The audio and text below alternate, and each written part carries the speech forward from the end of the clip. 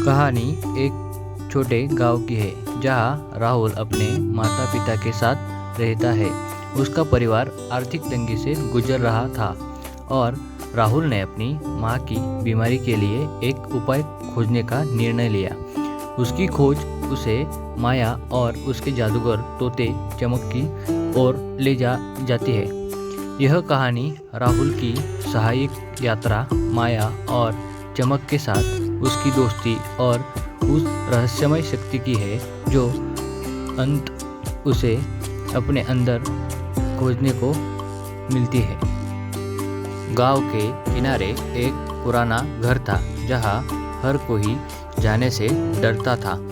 इस घर के बारे में कहा जाता था कि वह एक जादूगरनी रहती है जिसका तोता हर समय बोलता रहता है। राहुल, जो अपनी मां की बीमारी के लिए एक इलाज की खोज में था, एक दिन तय किया कि वह उसे पुराने घर में जाएगा। वह जानता था कि वहाँ कोई रहस्य छिपा हो सकता है। राहुल ने उस घर में प्रवेश किया और देखा कि वहाँ सब कुछ पुराना और सुनसान था। तभी उसने एक मीठी आवाज़ सुनी, तुम्हें यहाँ क्या चाहिए छोटे दोस्त? यह आवाज़ चमक की थी।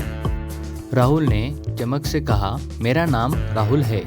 मैं अपनी माँ के लिए एक इलाज की खोज में आया हूँ।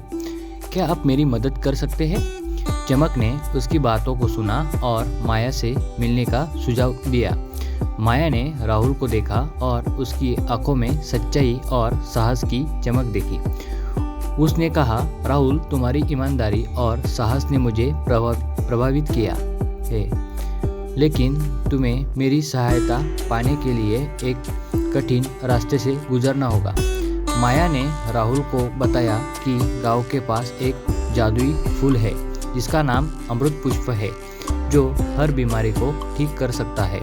लेकिन वह फूल उस जंगल के बीच में है जहाँ एक खतरनाक राक्षस निवास करता है।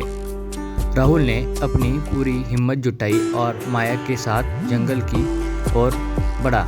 जंगल का रास्ता कठिन था, जहाँ हर ओर अजीब आवाज़ें और अंधेरा था, लेकिन चमक ने अपनी जादुई शक्तियों से उन्हें मार्गदर्शन किया। जब वे राक्षस के पास पहुंचे तो राहुल ने राक्षस से कहा, मैं अपनी माँ के लिए यहाँ आया हूँ।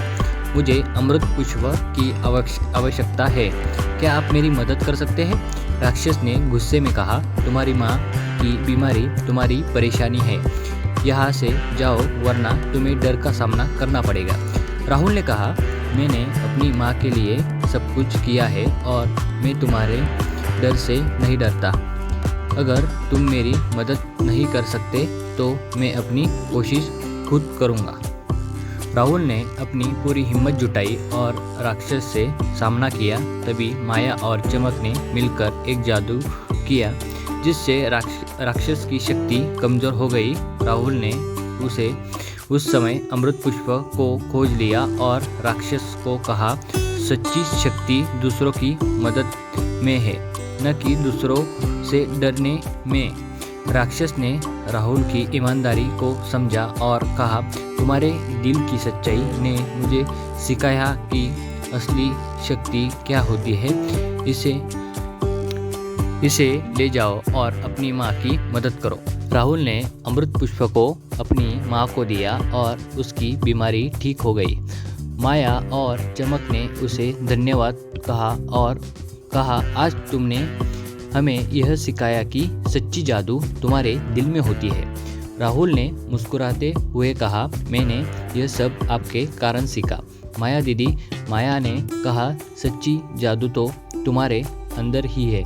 राहुल ने अपने गांव में लौटकर सबको कहानी सुनाई और यह संदेश दिया कि सच्ची शक्ति प्यार, साहस और अच्छाई में छिपी होती है। यह कहानी यह संदेश देती है कि सच्ची शक्ति कभी भी बाहरी चीज़ों में नहीं होती, बल्कि हमारे अंदर ही अच्छाई, साहस और ईमानदारी में होती है। यह हमें यह भी सिखाती है कि जब हम अपने दिल से सही काम करते हैं तो असली जादू हमारे भीतर ही होती है।